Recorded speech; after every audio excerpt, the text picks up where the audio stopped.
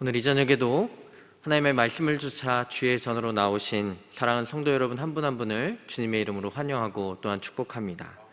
또 온라인으로 미디어를 통해서 함께 하나님 앞에 예배하는 모든 성도들 한 분 한 분을 또한 축복합니다. 오늘 특별히 미디어위원회 헌신 예배입니다. 이 코로나19를 통해서 우리에게 더 가까워지고 우리에게 더 필요성이 강화된 영역이 있다면 바로 미디어입니다.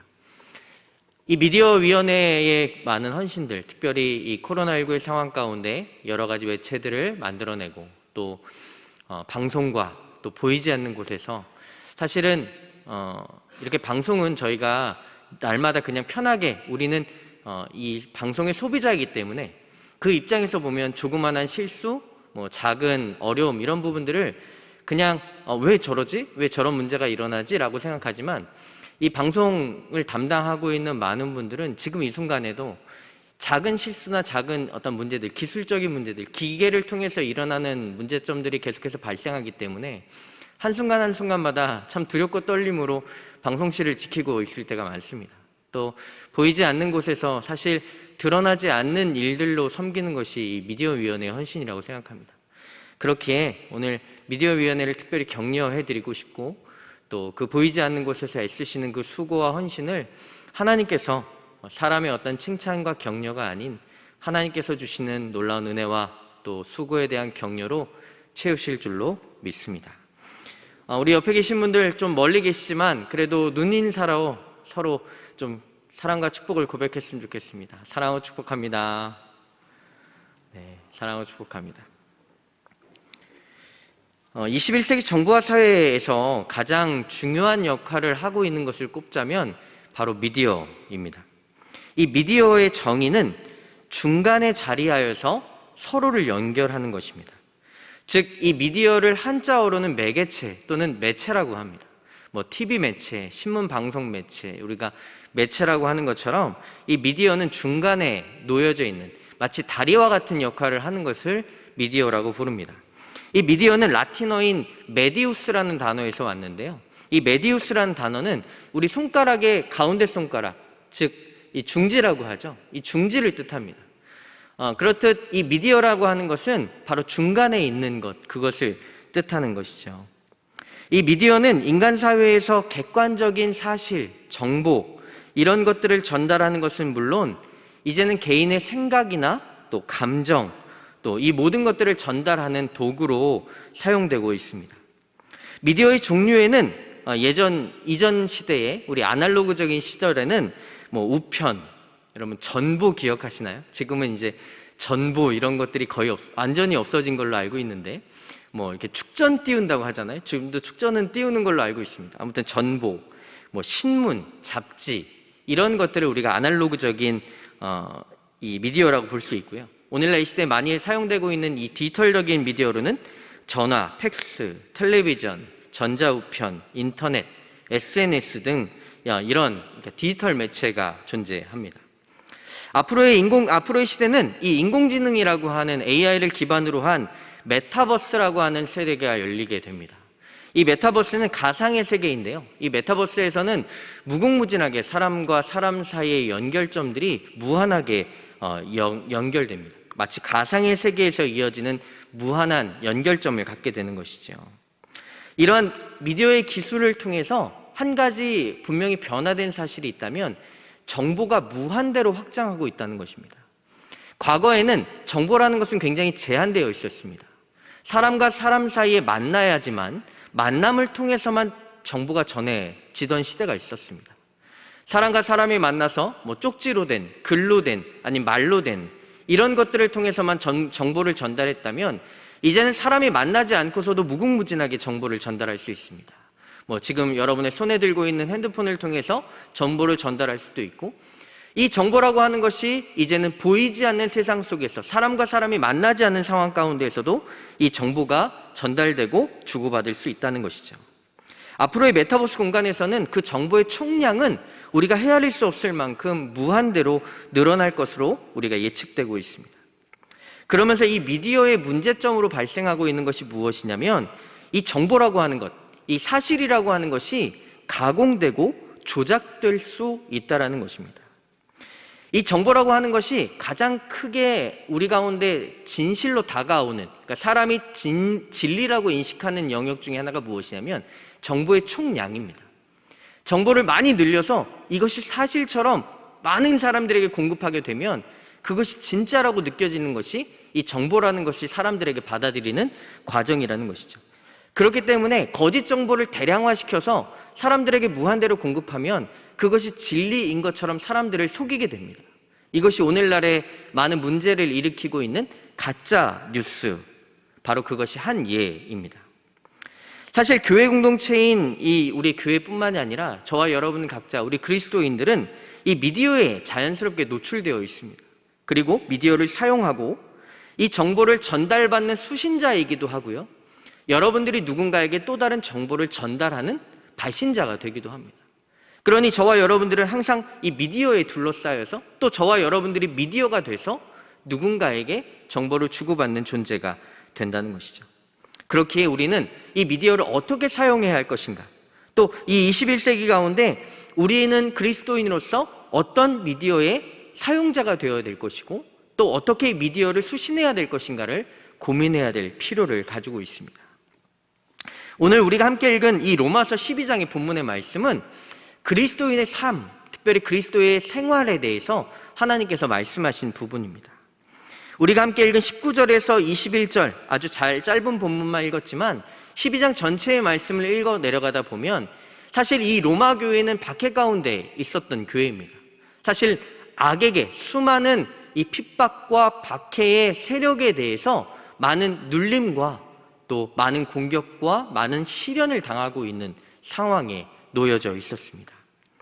그런데 하나님께서는 특별히 바울을 통해서 로마 교회에게 무엇을 말씀하시냐면 악에게 지지 말고 선으로 악을 이기라고 말씀하십니다.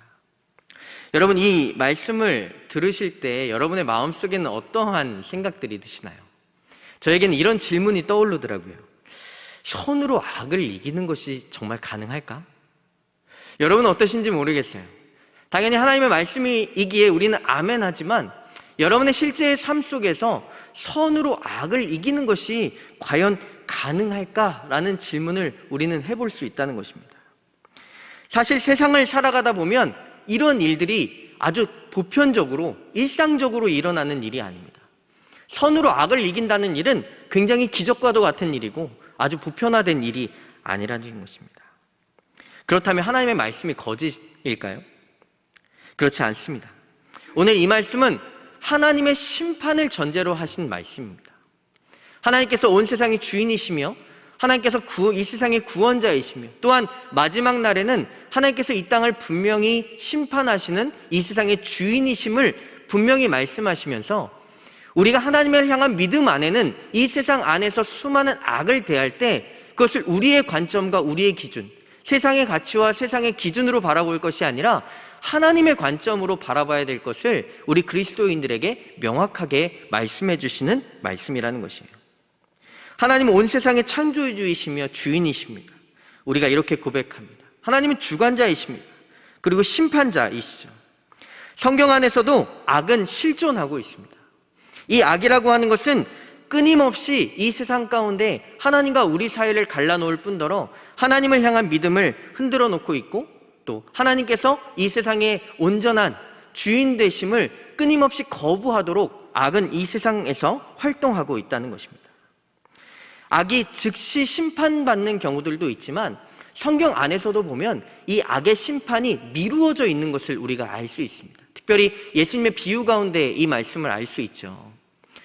예수님의 제자들이 예수님께 묻습니다. 그 악인들의 어떤 번성함과 악인들의 어떤 모습들에 대해서 물을 때 예수님께서 그렇게 말씀하십니다. 알곡과 가라지에 대한 비유를 말씀하시면서 그냥 두어라. 추수 때에 내가 그것을 해결할 것이다 라고 말씀하십니다.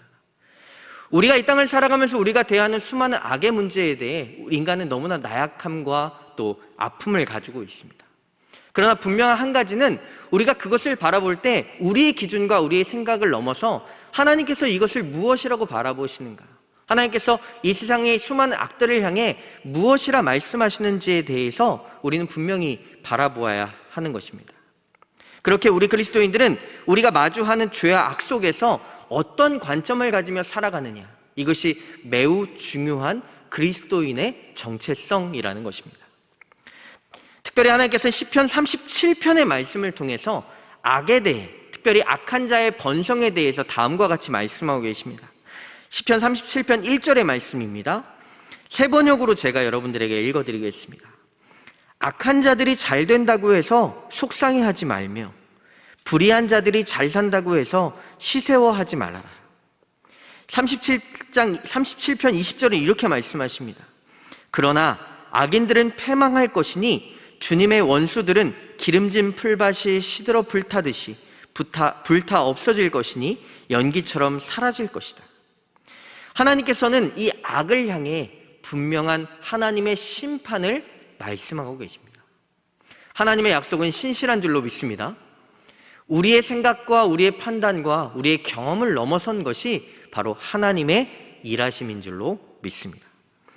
그렇게 우리 그리스도인들은 악을 향해 분명한 관점과 기준을 가져야 합니다. 왜냐하면 악인이 득세하는 상황, 악인이 잘되고 악인이 번성하고 악인이 이 세상 가운데 심판이나 정죄를 당하지 않고 오히려 악함을 선택했을 때 이 세상 가운데 성공과 승리를 가져가는 그 순간 가운데 사람들은 어떠한 모습을 갖게 되냐면 이 선과 악의 구분을 굉장히 희미하게 생각합니다. 그래서 선과 악을 막 넘나들죠. 이 정도쯤이야. 이렇게 해야 내가 세상에서 잘 될 수 있어 라고 말하며 하나님을 믿는 그리스도인들조차도 이 선과 악을 넘나들기 시작합니다. 수많은 사람들은 악으로부터 유혹을 받습니다. 이 상황 가운데 악인이 득세하게 되면 여기에 물들어가게 되고 쉽게 죄를 선택하게 된다는 것이죠. 그래서 하나님께서는 우리에게 끊임없이 깨어 있을 것을 말씀하십니다. 그리스도인의 삶 가운데 가장 중요한 것 중에 하나는 바로 깨어 있는 것입니다. 우리의 영적 상태가, 우리와 하나님과의 관계가, 하나님께서 이 세상의 심판주이시며 이 세상 가운데 악을 반드시 심판하실 분이시라는 것을 우리는 기억해야 합니다. 이것이 우리 그리스도인들이 올바른 길을 걸어갈 수 있는 가장 믿음의 큰 능력이 된다는 것이죠. 우리가 그것을 잃어버릴 때마다 우리는 선과 악을 쉽게 넘나들 수 있습니다. 사랑하는 여러분, 오늘 이 시대를 살아갈 때 우리는 악인들의 번성을 보게 됩니다. 우리는 그러한 모습을 볼 때 처음에는 그것에 대해 분노하지만 어느 순간이 지나면 우리조차도 저 사람들 다 저렇게 사는데 나도 저런 선택 해봐야 되겠다. 나도 저렇게라도 한번 눈 감고 내가 저 불의함을 선택해서 잘 살아봐야 되겠다. 이러한 선택들을 할 수 있는 가능성들이 우리 그리스도인들에게조차도 있다라는 사실이죠. 이것은 하나님의 심판을 잃어버렸을 때 선택하게 되는 것입니다. 사랑하는 여러분, 저와 여러분들의 믿음, 우리의 삶에 대한 고백, 이것은 예수 그리스도의 그 구원의 십자가 은혜로 말미암아 우리가 새로운 생명을 얻었다라고 하는 믿음의 고백인 줄로 믿습니다. 이것은 하나님께서 이 땅 가운데 예수님께서 다시 오실 때에 분명하게 하나님의 심판, 하나님께서 이 세상의 모든 불의와 악에 대해서 하나님께서는 단호하게 그것을 심판하실 것이라고 하는 것에 대한 믿음까지도 그 안에 담겨져 있는 것입니다.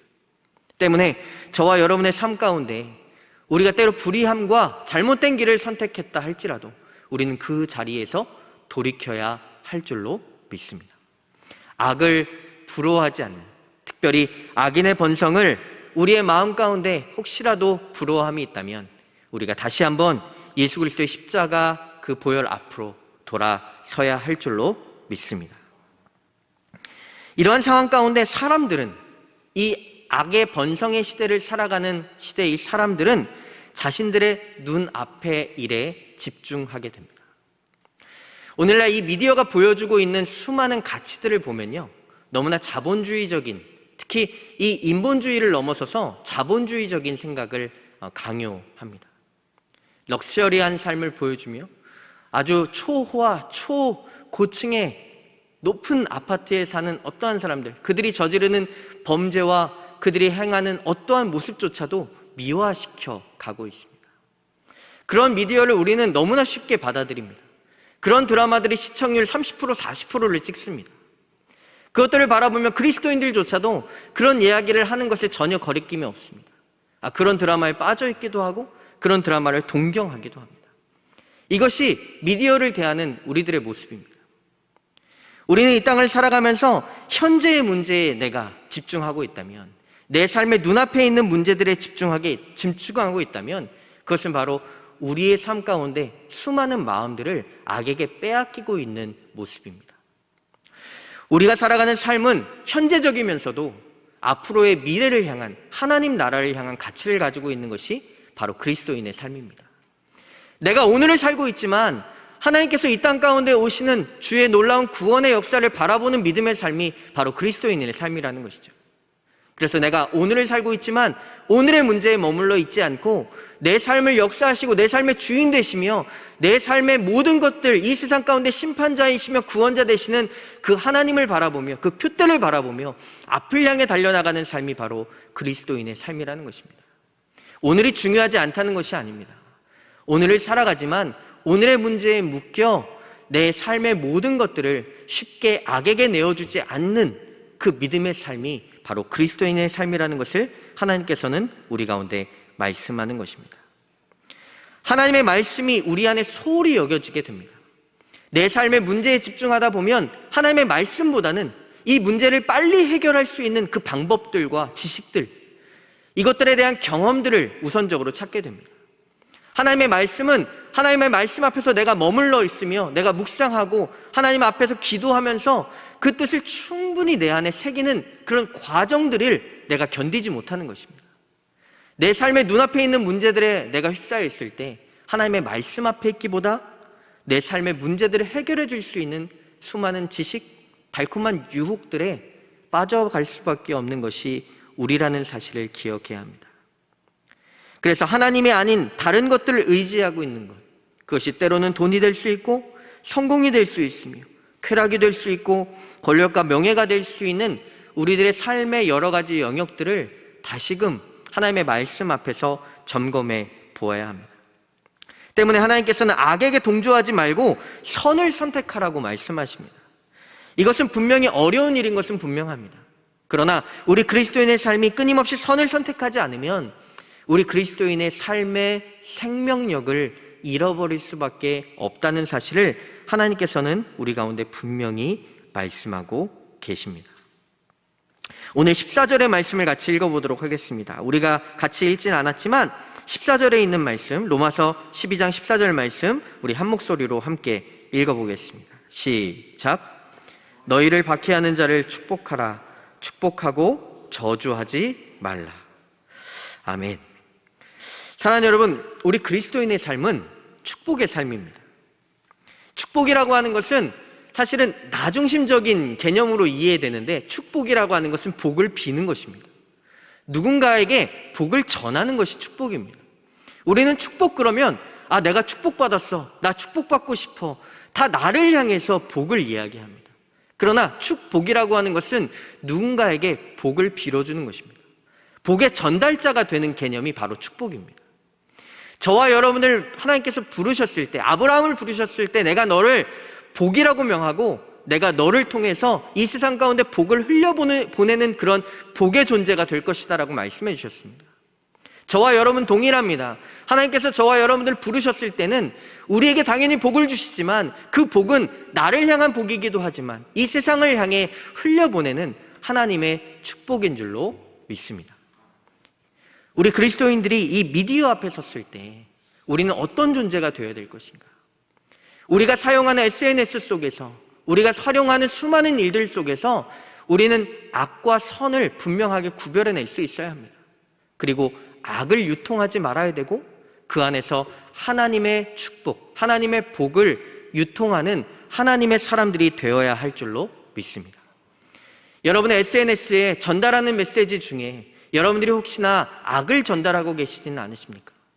누군가를 저주하는, 누군가를 미워하고 누군가를 판단하는 그런 메시지들을 여러분 혹시 SNS를 통해서 전달하고 계시지는 않으십니까?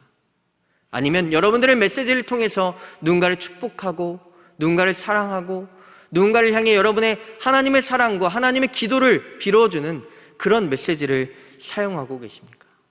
우리의 SNS를, 우리의 미디어 사용을 돌아보아야 합니다. 여러분의 마음 가운데 있는 수많은 분노들을 자극하는 미디어가 여러분의 삶 가운데 다가온다면 저와 여러분들 그 미디어를 어떻게 대해야 할 것인가요?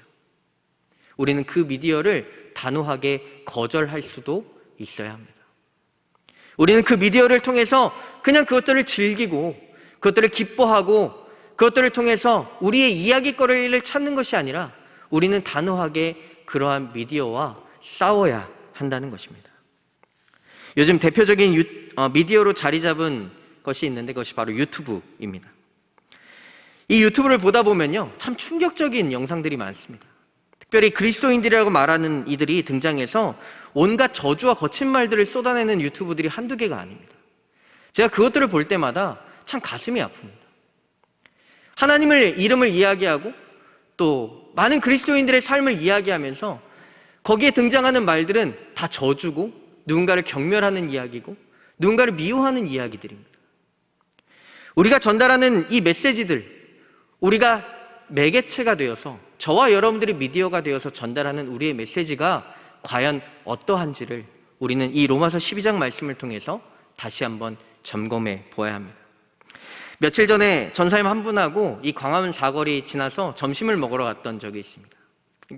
그런데 그 광화문 내거리를 지나다가 제가 아주 충격적인 장면을 봤습니다. 어떤 장면이냐면 분명히 예수님을 전하고 있었습니다. 그런데 손을 한쪽에 주머니에 꼽고 그리고 이렇게 짝다리를 짚고 지나가는 사람들을 향해서 거친 말을 쏟아내며 예수를 믿으라는 겁니다. 제가 그 장면을 보면서 분명히 입으로는 예수를 전하고 있는데, 입으로는 복을 전하고 있는데, 복음을 전하고 있는데 그의 삶과 모습은 저주와 경멸과 거친 목소리였다는 것입니다. 사랑하는 여러분, 우리는 누구나 미디어입니다. 저와 여러분은 우리가 하늘다리라고 고백하듯이 우리는 하나님 나라와 이 세상을 연결하고 있는 하나의 매체입니다. 그런 우리 그리스도인들이 세상 가운데 어떤 존재가 되어야 되느냐, 어떤 모습으로 주의 복음을 전해야 되느냐, 어떠한 삶으로 하나님 나라의 메시지를 전해야 되느냐, 이것은 우리 그리스도인들에게 매우 중요한 싸움입니다. 우리의 모습이 자칫 세상 가운데 잘못된 모습으로 또 세상을 정죄하거나 저주하거나 공격하는 메시지라면 우리는 우리 자신을 다시 한번 하나님의 말씀의 거울에 비추어 새롭게 돌이키고 또 하나님 앞에서 우리의 모습을 가꾸어야 할 줄로 믿습니다. 로마 교회를 향해 쓰여진 이 로마서는 박해의 상황, 특별히 성도들이 고난과 박해 가운데 이 로마 제국이라고 하는 이 여러 가지 박해 세력, 정말 강한 힘과 권력과 어떻게 할 수 없는 그 핍박과 고통의 현장 가운데 있는 사람들에게 자신들을 박해하고 자신들을 저주하는 그 이들을 향해 저주하지 말고 축복하고 선으로 악을 이길 것을 권면하고 있습니다. 사실 이것은 매우 고통스럽고 힘겨운 싸움입니다. 아니, 하고 싶지 않은 일일 수도 있습니다. 그러나 하나님께서 이 로마 교회를 향해 주신 메시지는 오늘날 이 시대를 살아가고 있는 저와 여러분, 때로는 우리가 누군가를 쉽게 판단하고 정죄하고 심판하려 하는 우리의 마음까지도 하나님께서는 악에게 치지 말고 선으로 악을 이길 것을 우리에게도 동일하게 말씀하고 계신다는 사실입니다. 하나님께서 우리를 통해 이 세상에 하나님의 복을, 하나님의 은혜를, 하나님의 사랑을 유통하길 원하신다는 사실을 우리는 분명히 기억해야 할 줄로 믿습니다. 이어지는 15절에 있는 말씀을 같이 읽어보도록 하겠습니다. 15절 말씀입니다. 함께 읽습니다. 시작. 즐거워하는 자들과 함께 즐거워하고 우는 자들과 함께 울라. 아멘. 이 권면은 신앙적으로도 매우 높은 차원의 요청입니다. 이 함께로 번역된 단어가 이 메타라는 단어인데요, 이 헬라어 메타가 2번이나 쓰였습니다. 같은 절에 2번씩이나 쓰여졌다는 것은 반복, 즉 강조의 의미를 담고 있습니다. 그리스도인의 삶에 대해서 가장 중요하게 말씀하시는 것이 무엇이냐면 함께라는 것입니다.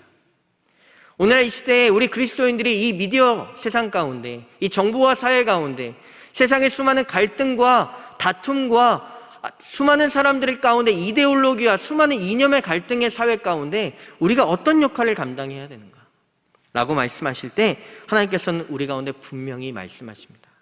우는 자들과 함께 울고 아파하는 자들과 함께 아파하며 악을 선으로 이길 것을 말씀하신다는 것입니다. 이것은 바로 적극적인 참여입니다. 우리의 힘으로는, 우리의 능력으로는, 우리의 감정으로는 실은 쉽게 되지 않습니다. 여러분 한번 생각해 보십시오. 여러분이 원하지 않는, 여러분이 좋아하지 않는 그런 사람들, 여러분 우리가 쉽게 축복하고 그들에게 사랑의 메시지를 더 끊임없이 전하고, 여러분을 미워하고 싫어하는 사람에게 여러분이 더 선한 말로, 더 격려하는 말로, 끊임없이 그를 칭찬하는 말을 전달하기가 쉬운 일이겠습니까? 어려운 일이죠. 그러나 하나님께서는 우리 그리스도인의 삶을 그러한 삶으로 부르셨다는 것입니다. 그 안에서 우리가 먼저 하나님 나라를 경험하도록 우리를 부르셨다는 사실입니다. 우리는 이 말씀 가운데 우리는 한 가지를 분명히 기억해야 합니다. 우리는 하나님 안에서 높은 것을 바라보아야 합니다.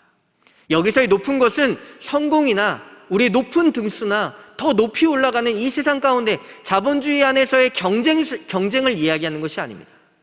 이 높음이란 이 세상 안에서 이 세상의 힘과 이 세상의 능력과 이 세상의 방향으로는 도저히 선택할 수 없는, 마치 하나님께서 존재하시는 저 높은 하늘, 저 높은 곳에 계신 하나님의 뜻과 마음을 우리가 향해 서라는 것을 말씀하신다는 것입니다.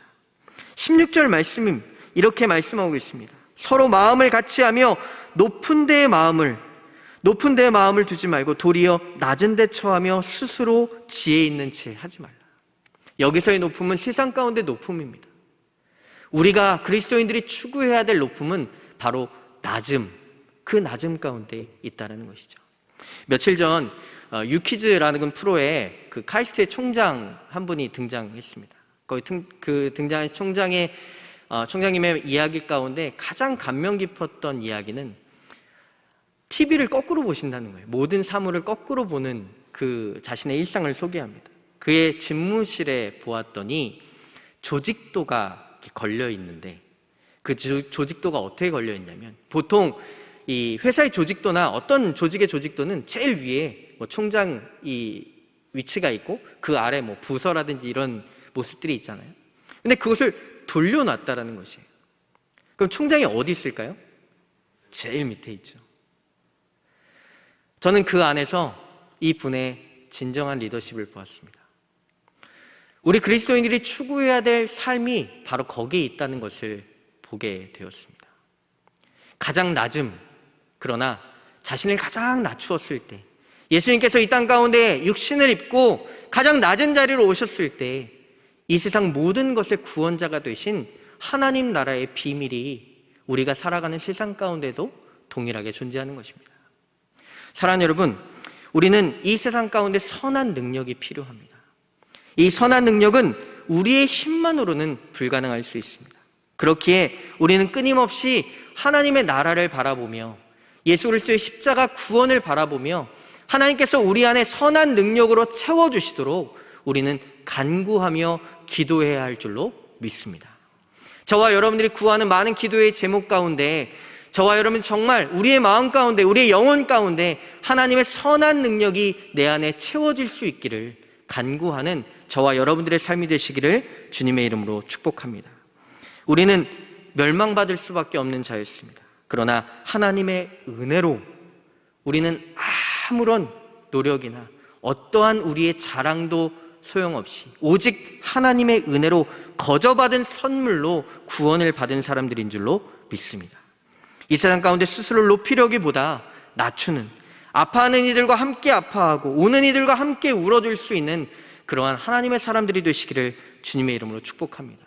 그러한 것들을 사모하며 저와 여러분들이 사용하는 수많은 미디어, 저와 여러분들이 사용하는 수많은 SNS, 우리가 사용하는 수많은 인터넷과 우리가 사용하는 수많은 댓글들 속에서 아무도 알 수 없지만, 보이진 않지만 저와 여러분의 한마디가, 저와 여러분의 한 댓글이, 저와 여러분의 한 글자가 이 세상에 하나님의 사랑과 하나님의 생명을 유통할 수 있는 그러한 믿음의 통로가 되시기를 주님의 이름으로 축복합니다. 마지막 17절의 말씀을 읽고 함께 오늘 말씀을 마치려고 합니다. 17절 말씀입니다. 함께 읽습니다. 시작. 아무에게도 악을 악으로 갚지 말고 모든 사람 앞에서 선한 일을 도모하라. 아멘. 이것이 오늘날 이 시대에 미디어를 사용하고 미디어를 통해 우리 그리스도인들과 교회들이 감당해야 할 일입니다. 미움과 분노, 갈등과 악으로 가득한 이 수많은 미디어 콘텐츠들 안에서 우리는 선한 영향력을 흘려보내야 할 것입니다.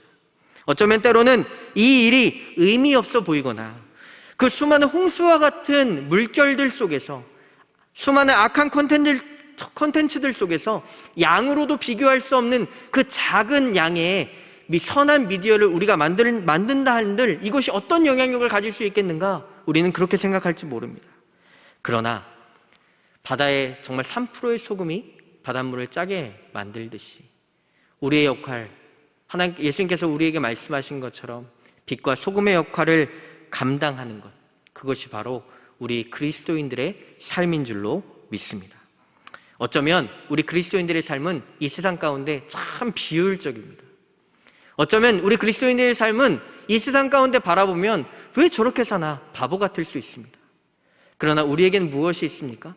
바로 영원한 하나님 나라가 약속되어 있기에 우리는 이 세상을 살아가지만 이 세상에서 이 세상의 기준으로 살아가는 사람들이 아니라 하나님 나라의 영원한 소망을 바라보며 믿음으로 사랑하는 사람들이기 때문입니다. 복음의 생명력을 가진 저와 여러분, 선한 능력을 구하며 선한 능력을 사모할 수 있기를 주님의 이름으로 축복합니다. 저와 여러분의 삶을 통해 일하실 그 하나님을 기대합니다. 함께 기도하겠습니다. 살아계신 하나님, 우리가 살아가는 이 시대 가운데 수많은 어두움과 비교와 스스로의 잘남을 높이려 하는 이 세상의 수많은 미디어 속에 우리 그리스도인들, 우리의 마음의 생각과 마음을 빼앗기지 않고 오직 구별된 마음으로 하나님을 바라보는 믿음으로 악을 악으로 갚지 않고 악에게 선으로 이길 수 있는 그러한 선한 능력을 허락하여 주시옵소서.